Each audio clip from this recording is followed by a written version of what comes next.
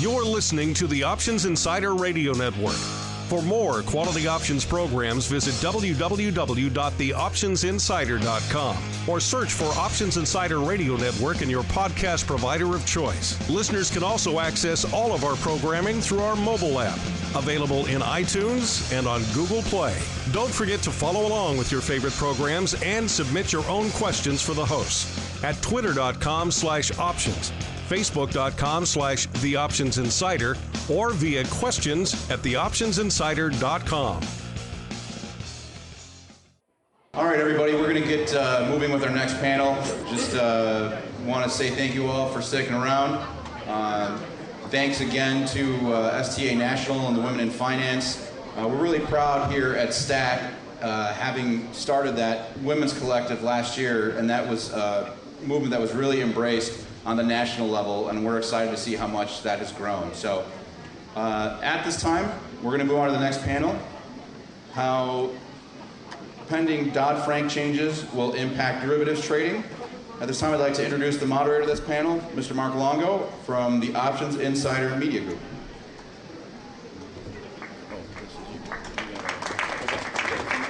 No, this is, I think, just backgrounds. How you doing, everybody? Glad we could clear out the room talking about Dodd-Frank. All right, yeah, it's time to talk about options, and when you talk about options these days, it's kind of hard to avoid talking about the other side of the coin, which is regulation. It's kind of the inevitable side topic whenever you discuss options these days. So we're going to dive headlong into it and talk about Dodd-Frank. It's going to be interesting. You know, in my role over there as on the Options Insider on the media side, it's kind of been interesting. We've had, it's given me a somewhat unique perspective on this topic. If you're not familiar with us, we produce a wide range of options-oriented content. We aimed at a variety of different audiences, all kind of facets of the options audience, everyone from your most basic retail person on up to an institutional volatility trader, and just about everybody in between. And over the past decade of interacting with those people, particularly in the last year or so, it's been interesting to see that a lot of them have regulation on the brain these days. And so it's been an interesting time to talk about this. And of course, in about a week, we have a new administration on the horizon. So that's going to cause a lot of change. The winds of change are in the air, and we're here to talk about it. We've assembled a great team to help me do just that. Starting off over here, immediately to my right, we have Pat Hickey. He is the head of market structure over there at Optiver. He spends his days managing all of Optiver's various relationships with exchanges, vendors, clearing firms, and regulators, as well as other industry organizations and participants. Prior to joining Optiver, he spent time as a market maker over there at Morgan Stanley and at the Hull arm of Goldman Sachs. And then next to him, we have Paul Jiganti, a managing director over there at IMC Financial Markets. He's currently in the process of building out their wholesale business. Prior to joining IMC, he spent time on the retail side with TD Ameritrade and on the exchange side with NASDAQ OMX, so he brings a variety of different perspectives to the table as well. And of course, prior to that, he was a market maker over there with Susquehanna. And next to him, of course, we have John Hague. He is a senior partner over there in the financial services division at RSM. John has over 3 decades of accounting experience in the financial services industry. He specializes in providing audit and consulting services to the securities, commodities, and alternative investment industries, including broker-dealers, hedge funds, FCMs, prop traders, and more. Prior to joining RSM, he was also the CFO of a regional broker-dealer. And last but not least, all the way on the far end, we have Joe Corcoran. He is the Vice President of Legal and Government Relations over there at OCC. He focuses on regulatory and legislative initiatives affecting OCC and the options industry. Prior to coming to OCC, he served as Chief Counsel in the NYSE Regulation and Legal Department, and he began his career at the SEC in the Division of Market Regulation. We won't hold that against him on the panel here today. All right, with our team assembled, we're going to dive right into it. We thought we would kind of approach it. This can be a somewhat overwhelming topic if you kind of just dive headlong into the fray. So we're kind of going to kind of ease you into it so we don't overwhelm anyone. It starts with a more on a broad perspective, a 10,000-foot level, if you will, then kind of drill in to the specifics from there. You guys, if you're familiar with Dodd-Frank, I'm assuming if you're all sitting in here today, you probably have some passing familiarity with it. It is a massive piece of legislation. It has multiple segments targeting just about every facet of the financial world, from consumer protection to bank capital requirements. Obviously, for our purposes here today, we're going to focus on the elements that directly affect the securities industry, particularly the listed options and, of course, the equities markets. So I think with that in mind, it's useful to give you guys a bit of a baseline, a starting point of where we all sit, where we all stand when it comes to Dodd-Frank. So maybe, Pat, we'll start with you. Give us your 10,000-foot perspective on Dodd-Frank. It's been a while now, so we've all had our chance to form our opinions. Are you an outspoken proponent of it? Are you in the latter camp? Are you somewhere in the massive chasm in between? And also, since we're just starting things off, let's start things off on a positive note. This is a huge piece of legislation. Everyone has some piece that they must be in favor of. So what particular element of Dodd-Frank are you most in favor of? Can you hear me? So yeah, like you said, Dodd-Frank is a sprawling piece of legislation brought about by a major economic crisis that we had in this country in 2008. So to try to define it as what it's going to mean for the derivatives market, I mean, we could be here for days or weeks to kind of break through it. But it's hard to argue with the principles that Dodd-Frank was trying to correct, just to make sure that we don't repeat this catastrophe again and some of the things that caused it. The way that beyond that, the principles of that Dodd-Frank law that Congress did pass put a lot of the onus on what it was going to look like into the rulemaking process that was done by the various agencies, including what affects us the most with the SEC and the CFTC. And I think that what our perspective is where, while we agree with a lot of the tenets and the principles inside Dodd-Frank about that transparent, centrally cleared markets are good, and that can help us to prevent something from happening again. The rulemakings kind of didn't really further those principal goals. So it was the implementation of those rules and those principles that we probably have the most problem with, and to try to kind of turn back the clock and go back and get to those principles that we started talking about 7 years ago, and say somehow something went wrong in the rulemaking. It's going to be a difficult path to get there to something that is right in the end. So it's a difficult topic. But if I had to say something, that the principles are all well and good, and the implementation was lacking. And we'll keep rolling down the table. Paul, same question to you. 10,000-foot perspective, generally pro, con, somewhere in the middle, and then what is the one element that you think you are most in favor of? So I think when you look at something like Dodd-Frank, you're looking at such a huge grouping of rules that you can't come up with, obviously, a single answer. There are some things that probably were well placed, and certain things that weren't. Now, where I look at it is, did our firms and did the marketplace hire more traders, more people getting liquidity on the screens, more people? Did that happen, or did we get more compliance officers and more lawyers? So at the end, I think in our business, the listed options business, I think we saw more compliance people, more lawyers, and fewer traders, fewer people coding, fewer people getting that liquidity on the screen. So for me, it's been somewhat of a negative. Now on the opposite side, what we really wanted in our marketplace was the general public, the investors in our markets, to feel like they were going into a safe and sound marketplace. And so that's the opposite side of this. If we got some of that, and it's hard to measure, and I know the Equity Market Structure Advisory Committee at the SEC has been trying to drag that out of the public investors. Are we in a better place? In their minds, that does matter to us. So maybe, slightly more investment into the lawyers and compliance makes sense if that's the result. If that didn't happen, I don't necessarily I don't see anything that got us someplace further. So all the lawyers in the audience will take umbrage at that, but I think everyone else may get in line with what you're saying. It's a full market for lawyers. There you go. And it's got to be good for somebody, right? That's correct. All right, John, same question to you. Let me put some things in, let me give you some foundation. when the rule came out, it was 848 pages. It was the longest bit of legislation that was ever introduced in the history of the United States. 848 pages. If I were to have 22 of these, which represents the 44,000 pages that are out there, double-sided, that would be essentially what you see as the regulations right now. That's where it's gotten to. And somewhere between 20 and 25% of the proposed rules that were supposed to be implemented and finalized within a year of its passing have yet to be proposed or written. So my personal perspective is it probably came out way too fast, way too early, there was way too much that came out, and I agree with the consensus here. I'm not so sure the markets were broken, and I'm not sure the law is going to fix something that wasn't broken.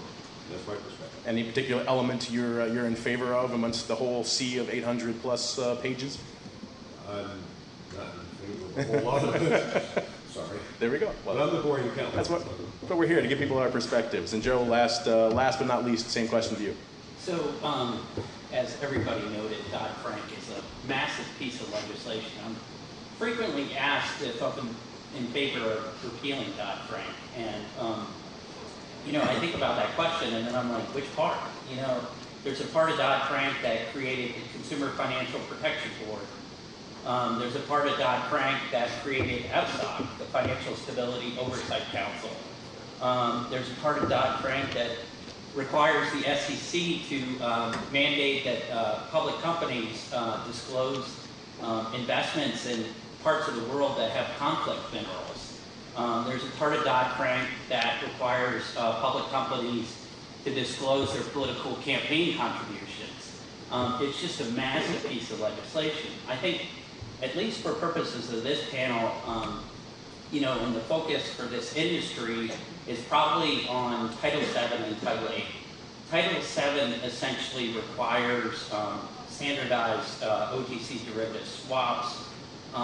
If they can be standardized, they need to be standardized and centrally cleared, as well as it requires transparency with respect to those swaps. So you see the swap execution facilities that were created under Title VII. The other part that I think is probably most relevant to this panel is Title VIII, which essentially created this SIPU designation for clearinghouses like OCC. Systemically important clearinghouses were designated as such by FSOC and are subject to heightened supervision.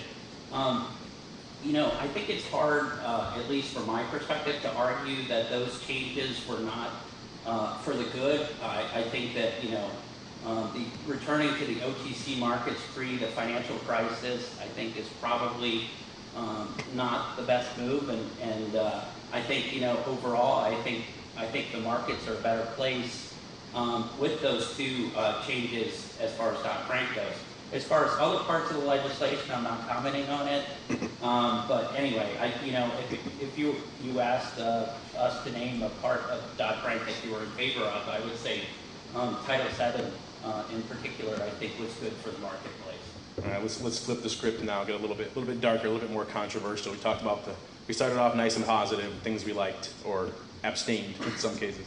Now we're going to flip the script, talk about the things that we absolutely don't like, abhor, call it what you will. Obviously, it's a very controversial piece of legislation, partly because it has so many different moving parts and it has so many different areas of effect, as you kind of laid out there, Joe. It's kind of hard, even the most diehard proponents take issue with some facet of this sprawling piece of legislation.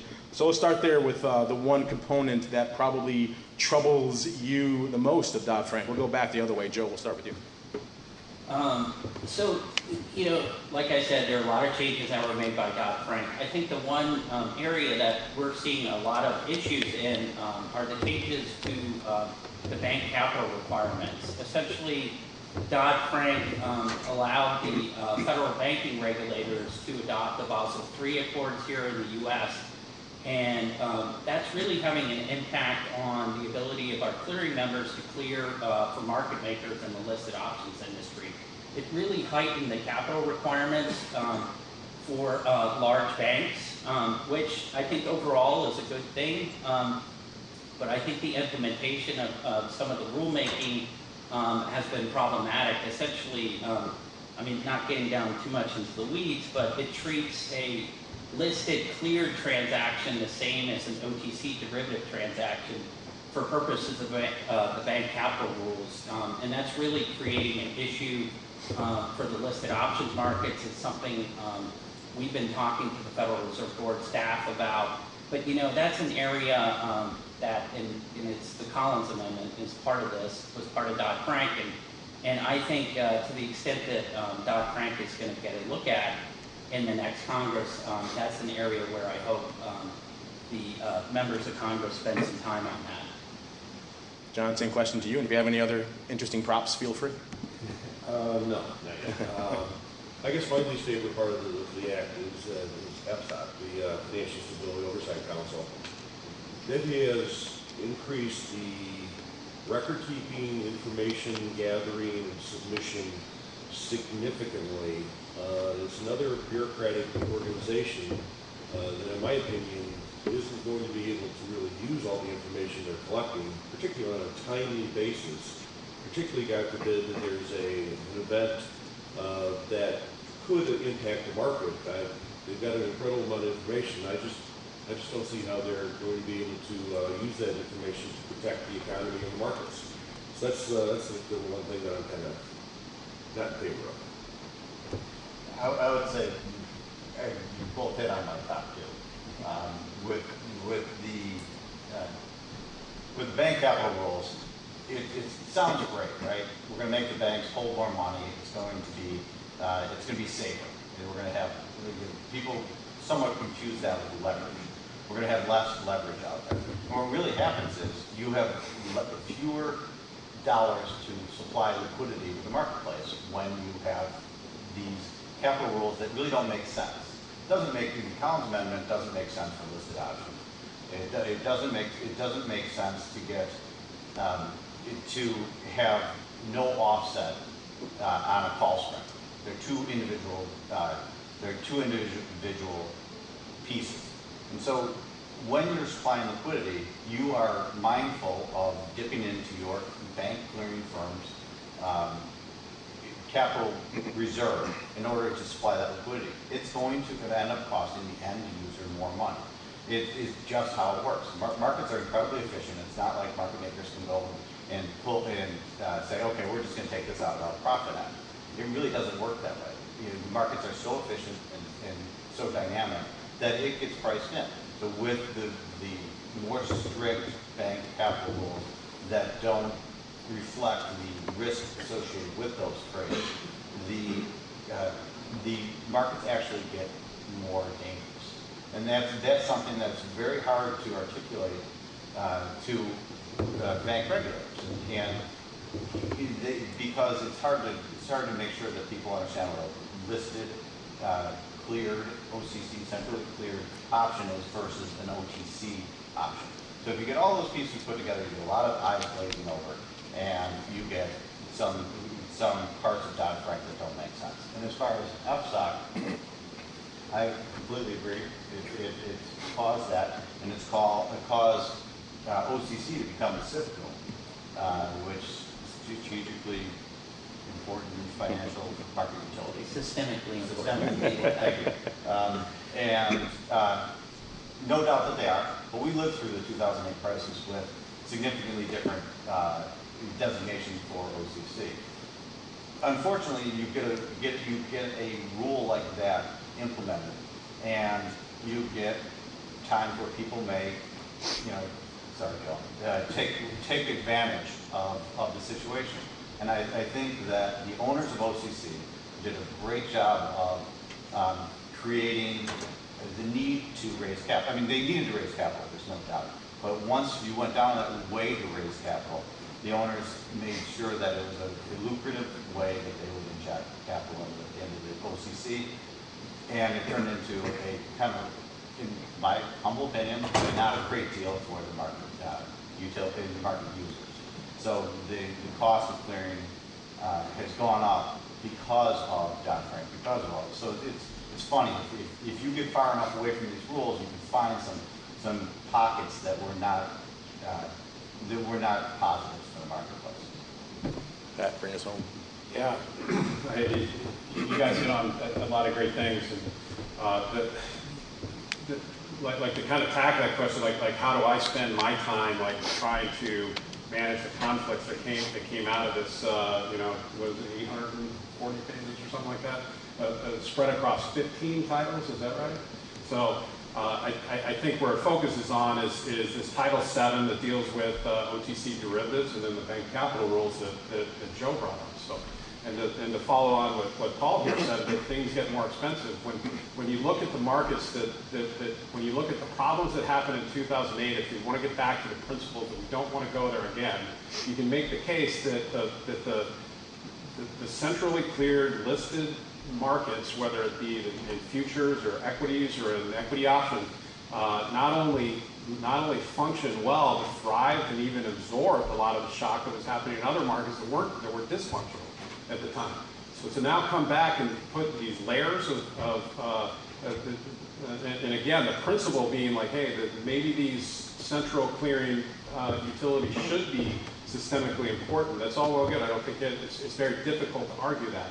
But then the implementation of it, when it becomes the way that we're going to do it is actually going to layer costs onto something that performed admirably during the crisis in the form of higher fees for an OCC because of the structure that came in, or the bank capital rules, which we at our firm are able to define that cost per strike at a time that is only getting more complex with more strikes being added by exchanges and more products that customers demand.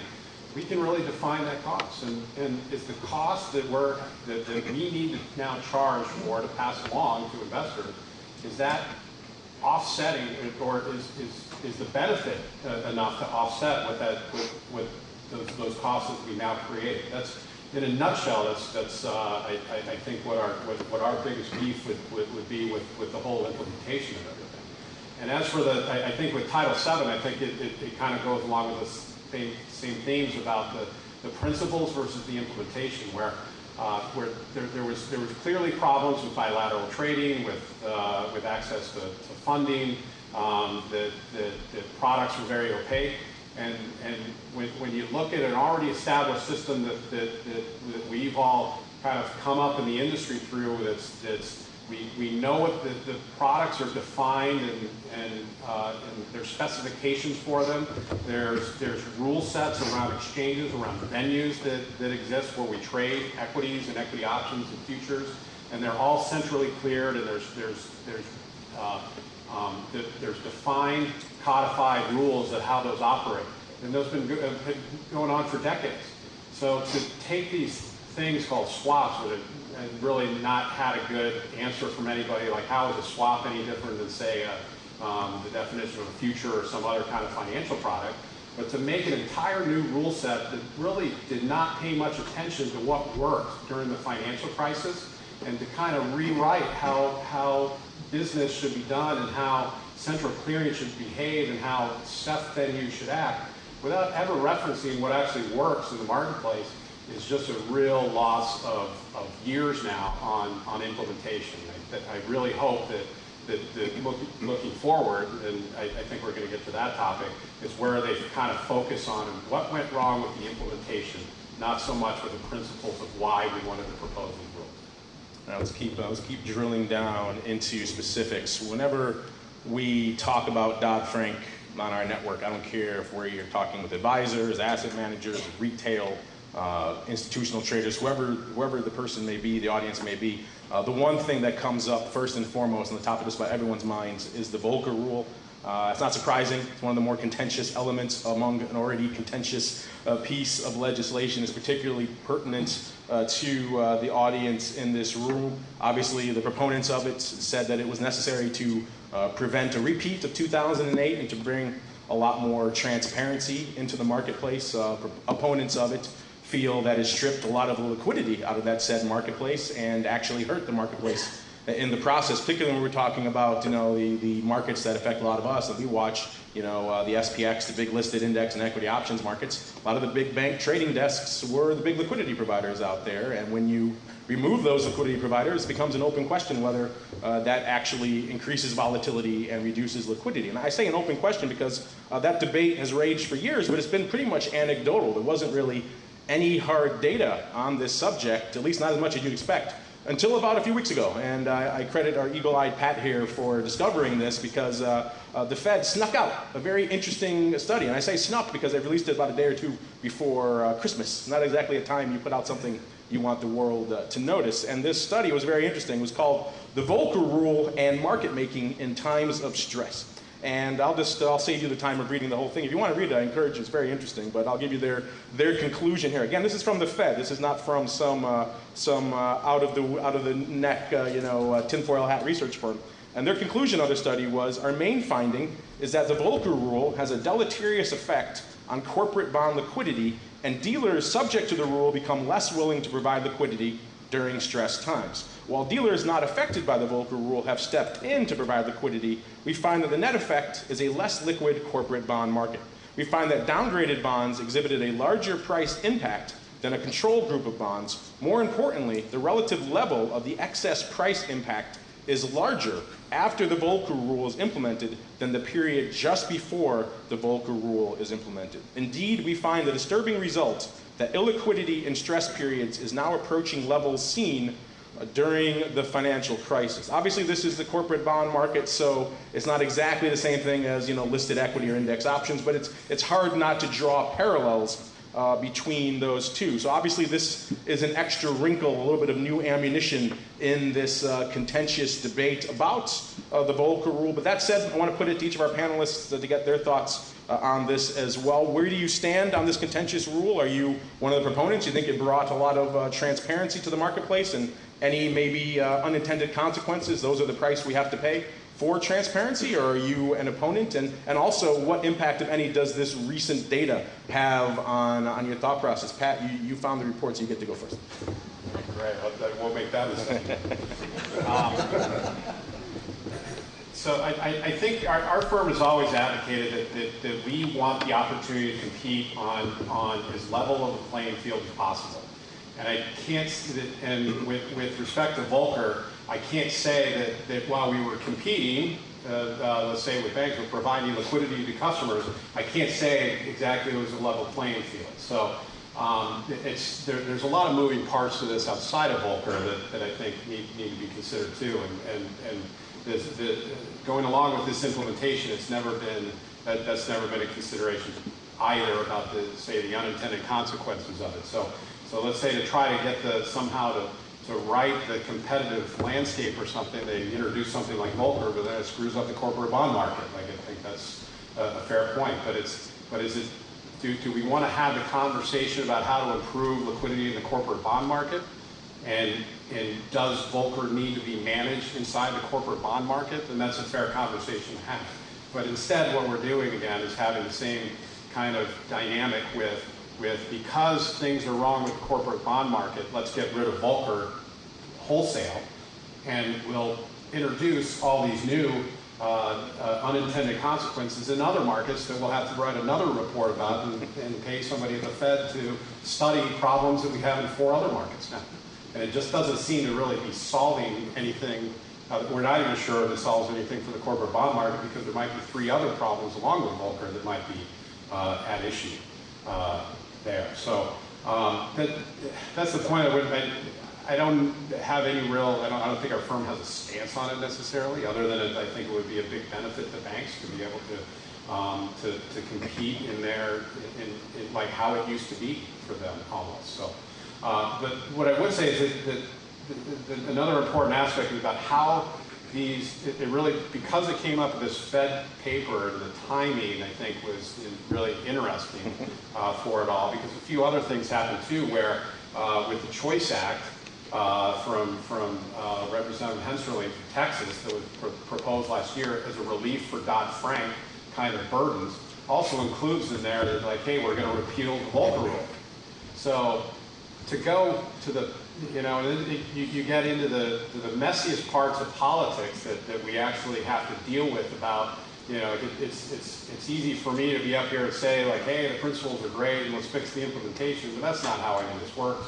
And I'm not naive enough to kind of go along with that. So the only other thing another thing that I spent a lot of my time on doing is trying to explain to others as best we can see how this process is going to play out and where the probabilities kind of lie of where this is going to go. So like when you have Volcker, obviously it's a very important thing to banks, and they're going to propose it wherever they have the opportunity to. Maybe it came up with this Fed paper, maybe it comes up with the Choice Act proposal. It'll probably come up 3 other times too. But with the Choice Act, the only thing that really changed, there's no pending changes that are coming for Dodd-Frank. I think this is a misnomer. There's proposals, there's concepts, there's ideas. And what we had in the Choice Act was a proposal from the House of Representatives coming from a body that is very incented to show their constituents that they're in Washington doing the job and busy and getting down to work, and we're going to hit the ground running, and this is what we're going to do, and the Choice Act is part of it, and we're going to throw the whole thing into that. But nothing gets out of Congress without the Senate approving it as well. And when it gets to the Senate, it's just a political non-starter. This is our impression at this point, because Dodd-Frank in general is still very popular amongst everybody. Even Trump ran on he was no fan of banks necessarily. So why does it make sense to help community banks on one hand by giving relief in the form of the Choice Act, but then give back to the big banks in the form of getting rid of Volcker? So we haven't been able to kind of reconcile the logic there of how far it really goes, if it even goes or gets out of the Senate. And I think that's something that I would encourage everybody to kind of watch closely, is what happens with the Senate more than anything. And then secondly, what happens with all these rule implementations at the CFTC level and SEC level with commissioners and agendas that have yet to be set yet. I think it's very early in the process of trying to figure all this out. That said, once all the deck chairs are kind of laid out and in the right order and thing, it probably will happen pretty fast. Paul, same question for you. Volcker, yay or nay, and how does this recent data impact your view? I'm pretty close to saying ditto. Was a comprehensive answer. Yes. It's a massive undertaking. I'll take the political side because that's the side that I think is really where it's going to fly or not fly. I think the idea of a congressman or senator going back to his home state and saying, "Hey, I killed Volcker for all you guys, so your big banks can get richer." It's not, it's not a very popular thing. I don't think anybody's ever going to get elected to office saying that. So when you're hiding your head, when they're hiding themselves from having to say we're going to repeal Volcker, it means, I agree with Pat, it just can't start. So what we're going to see, what I think we're going to see is just the edges get smooth. We're going to see special exemptions for muni bonds that are distressed. I don't know how granular we're going to get with who gets the special exemption and how it happens, but it's going to make sense. Maybe the pendulum went too far with some of the Volcker stuff. I honestly don't have an opinion, but if you're a spectator for the last few times that items like this have come up, you'll see that you get a big ask and then you get some nibbling around the edges, and you generally come up with a pretty reasonable proposal that everybody's somewhat happy. The fly in the ointment here is the populist idea that the big banks are evil. I clearly don't believe that. So hopefully we'll get away from something like that, pushing it too far against the big banks.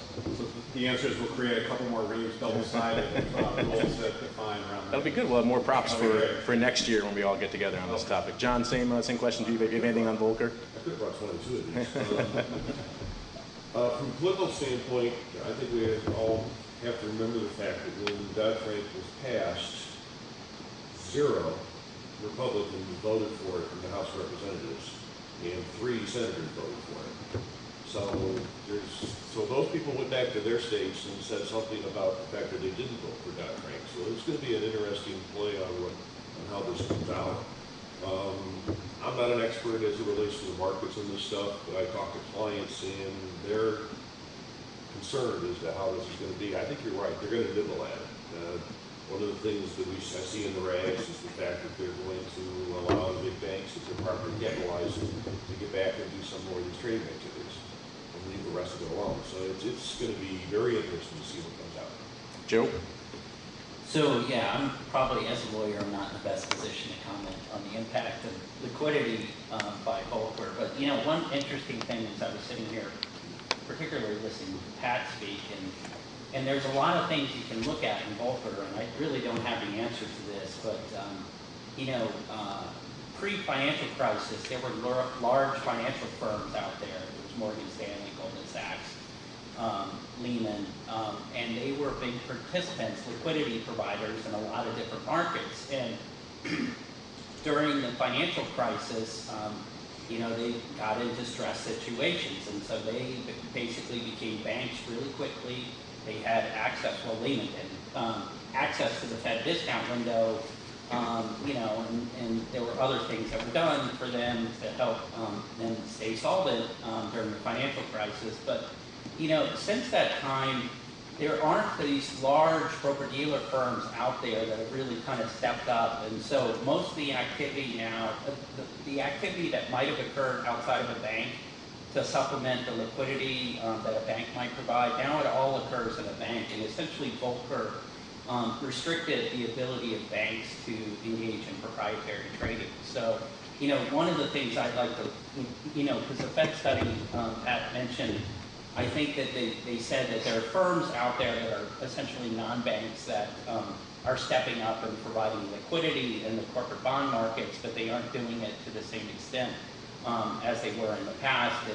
And you know, that might be a function of Dodd-Frank and the fact that most large institutions are now banks. But one of the things that I'd be interested in seeing is, you know, is there any appetite for large broker-dealers to come out there, you know, and be big liquidity providers in the markets without being banks? All right, we talked about some specifics of the current implementation of Dodd-Frank. Let's look ahead now to some of the changes that may be coming our way. Of course, in about a week, we have a new administration coming into the White House. So the winds of change are in the air. And of course, the new president used a lot of colorful language, shall we say, about this particular piece of legislation on the campaign trail, and his administration and his nominees have continued that rhetoric. His current nominee for Treasury Secretary has already threatened to kill Dodd-Frank. In fact, if you look right now on their official transition site, this is their official administration position on Dodd-Frank. They say Dodd-Frank is a sprawling and complex piece of legislation that has unleashed hundreds of new rules and several new bureaucratic agencies. After the government's answer to the 2008 financial crisis, the big banks got bigger while community financial institutions have disappeared at a rate of 1 per day, and taxpayers remain on the hook for bailing out financial firms deemed too big to fail. The Financial Services Policy Implementation Team will be working to dismantle the Dodd-Frank Act and replace it with new policies to encourage economic growth and job creation. So obviously that rhetoric is still there, but you know, the campaign heated rhetoric aside, how much change do you think we're actually going to get from Trump? Is he going to carry through on this proposal to just sweep it all away and start again? Or are we going to get very precise, focused, kind of laser-like change? Joe, you're knee-deep into the government weeds there, so we'll start with you. What are you hearing whispering in the winds down there in D.C.? Yeah, so I think Pat talked about it, but I think if folks are looking to see what might happen to Dodd-Frank from a legislative perspective, they should really take a look at the Choice Act. Chairman Jeb Hensling is the chair of the House Financial Services Committee. He put that legislation out last fall. A lot of people thought it was going nowhere at the time because most people at the time assumed Hillary Clinton was going to win the presidency. Of course, that all changed in November. But that's really, I think, a roadmap if people are thinking about, you know, what is legislation going to look like that would change Dodd-Frank. You should take a look at Hensling's Choice Act. It's a pretty significant piece of legislation. It would repeal certain parts of Dodd-Frank. It would get rid of Title II, which essentially provides the government with orderly liquidation authority to resolve failing SIFIs. It would take away FSOC's ability to designate non-banks as systemically important. And there's a lot of other changes. It would repeal Title VIII. Title VIII, as I mentioned at the beginning, is the provision under which OCC and other systemically important clearinghouses were designated as such. There's a lot of things that it would do repeal Volcker, as other folks on the panel mentioned. But you know, I think that it has to get through the Senate, and the Senate makeup right now is 52 Republicans, 48 Democrats. And there are a lot of Democratic senators who like Dodd-Frank and support it. And it's just, you know, I think that there's a chance the Choice Act can get through the House. But what comes out of the Senate is the big question mark in my mind. I don't think there's as much appetite in the Senate to make significant changes to Dodd-Frank like what are being proposed in the Choice Act. So it's really, you know, once it gets through the House, and I'm assuming it will get through the House, you know, take a look and see what happens in the Senate. I mean, there may be some changes around the edges. I'm anticipating, you know, there could be reforms to the Consumer Financial Protection Board. You know, that's an area where I think there may be bipartisan agreement.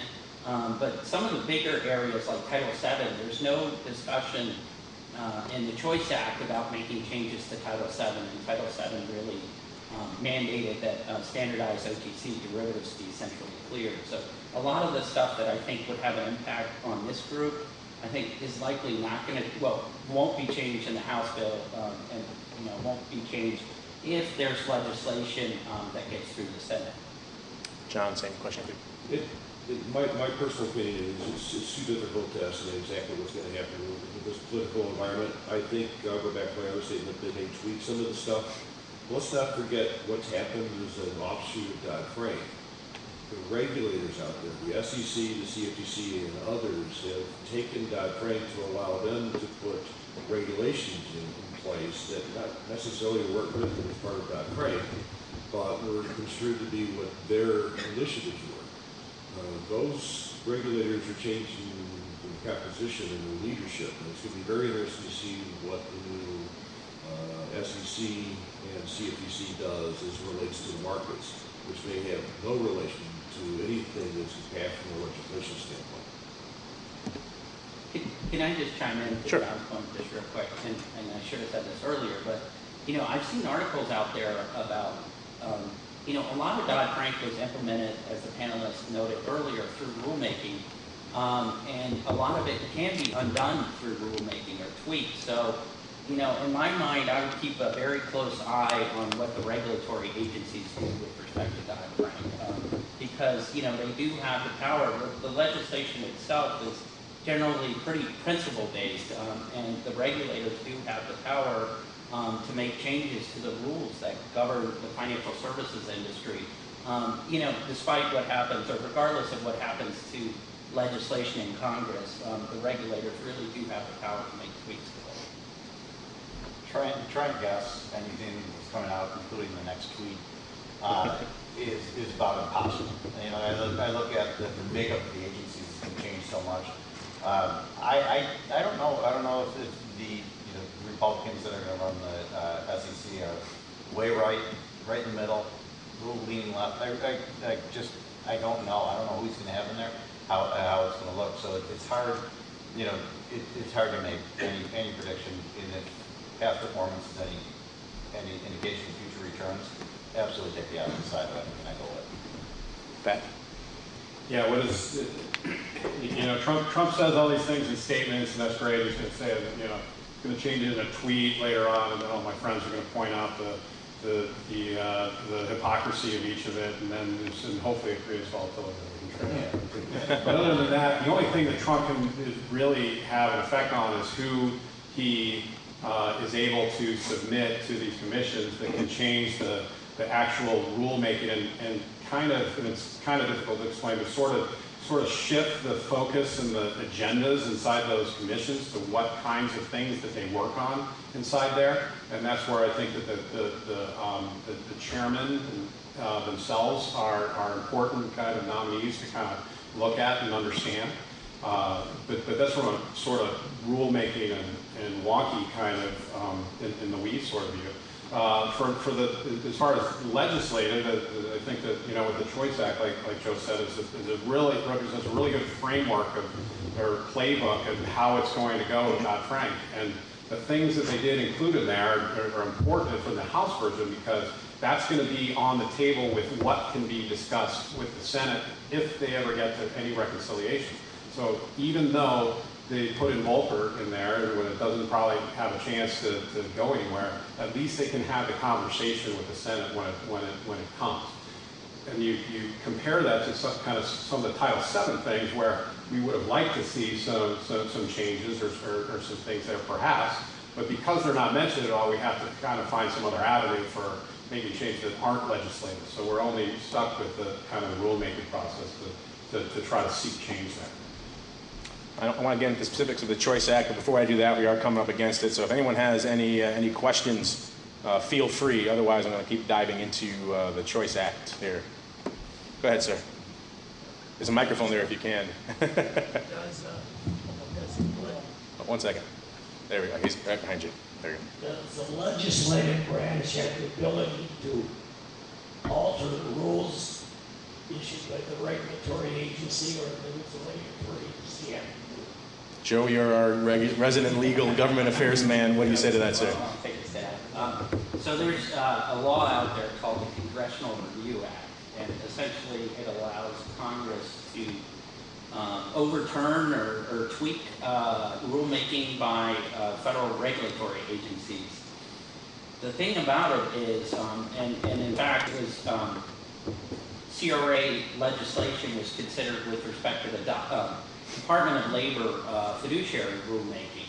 But the problem with it is that you know, Congress can look at it and vote to overturn the rulemaking, but it still has to be signed off by the president. So it's just like any other legislation. So it still has to go through the full legislative process. And at least with respect to some of the things that they were trying to change under President Obama administration, it wasn't going to go anywhere because he needed President Obama to sign off on it. And there's also a time frame in which Congress has to act after the rule is finalized. So most of the, I think pretty much all of the Dodd-Frank rulemaking, and the time frame under which they would have to review it is long past. Any other questions out there? All right, we'll keep diving in really quickly. Interesting you mentioned that about, because that is one of the components of the proposed Choice Act. Joe, you mentioned it, so we'll kind of wrap up on this then. The Choice Act, a lot of people seem to believe that is the roadmap for what we can expect going forward, maybe Dodd-Frank 2.0. If you will. It was proposed, as Joe mentioned, by Representative Jeff Henserling out of Texas. He runs the Financial Services Committee. There's a lot of key principles and tenets of this. We'll just hit a couple of them for you. The number one key principle of the Choice Act is economic growth must be revitalized through competitive, transparent, and innovative capital markets. And they have a number of other provisions. Again, I encourage you guys to check this out. Key provisions within those sections are, of course, the repeal of Title VIII of Dodd-Frank, which, of course, as Joe mentioned, the systemically important institutions. Section 6, which is kind of interestingly termed, they term Section 6, unleash opportunities for small business, innovators, and job creators by facilitating capital formation. And so that's the small business section. And then number 1 in Section 6 is repeal the Volcker Act. So it's interesting. I never heard a lot of small mom and pop bodegas asking for repeal of the Volcker rule, but we'll see. And then, of course, they have a lot of changes to the capital requirements. We are kind of running up against it, so we'll surmise here really quickly. Do you guys feel that this is indeed, sounds like a few of you already do, that the Choice Act is indeed perhaps Dodd-Frank 2.0? If you agree with that, are you comfortable with that? Are there some provisions you'd like to have in it? And maybe any last final thoughts on the future? Have at it now while we wrap up here. Pat, we'll start with you. Yeah, we'll get into the capital rules that we described are an issue for listed options. Kind of stem from this leverage ratio that's a part of this built into some of the Basel rules and also part of Dodd-Frank. And the simple kind of marketing message for the Choice Act was that, hey, if you're a bank and you're taking care of your systemic risk by not having a high not having a risky leverage ratio, that if you can get above this 10%, that why should you be exposed to all these other burdensome rules and everything? And I think that principally that would make sense to kind of, as a counter, and I think that we'd be, that seems like a reasonable, rational way to go forward. But that's not where that's not what it's really about, like at least in the House version of the proposal. It deals with a lot of other proposals of how the biggest banks would kind of deal with some of these other things, and with the SIFIs and the SIFMUs, and I don't think I don't see any time on the horizon when a major, systemically important bank is going to get anywhere near 10% leverage ratio anytime soon, because it's just not in their economic interest to do so. So they put in other things that kind of help their cause out, and with respect to Dodd-Frank, without getting to the heart of what I think the intent of the Dodd-Frank rule was, is to make the banks less risky. And community banks, because they're not participating in all these other activities, are particularly affected by them. So, and that makes for a good kind of political message for something that could get passed. I think that to kind of trying to keep the focus on what the original principles of Dodd-Frank were, of reducing systemic risk and making sure it doesn't happen again. I think that's what I would like to see. Paul? For our world, I don't think much is going to change from Dodd-Frank 2.0. I think parts of this will feel like it, but for the most part, I think that we'll probably get the leverage ratio down. I think we'll get there, but I don't see it as being anywhere near volumes like we've seen. So not a massive sweeping of the table and starting over. No, I think we'll see some cleanup, but massive. I just think there's a lot of other things on the table. John? I agree with that. From my perspective, let's remember that we're all in the business to make money. I think that best practices have come out of the implementation of some of these rules and regulations, and as an institutional investor or a counterparty, you're going to do business with the people that you think that have the proper controls and procedures in place for the benefit of the marketplace. And I think that needs to be a tenet that we all need to fall back on. Joe, you get the final word, sir. Okay.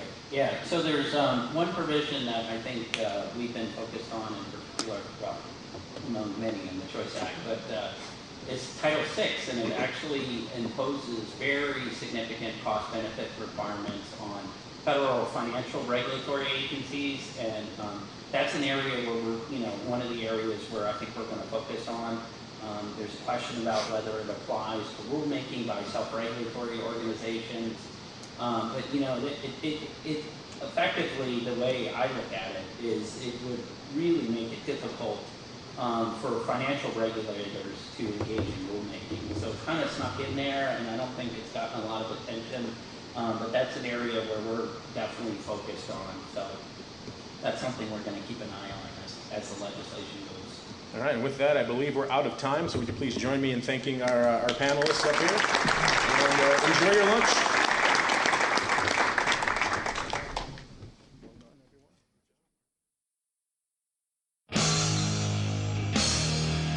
The preceding program was a production of the Options Insider Radio Network. For more quality options programs, visit www.theoptionsinsider.com or search for Options Insider Radio Network in your podcast provider of choice. Listeners can also access all of our programming through our mobile app, available in iTunes and on Google Play. Don't forget to follow along with your favorite programs and submit your own questions for the hosts at twitter.com/options, facebook.com/theoptionsinsider, or via questions@theoptionsinsider.com.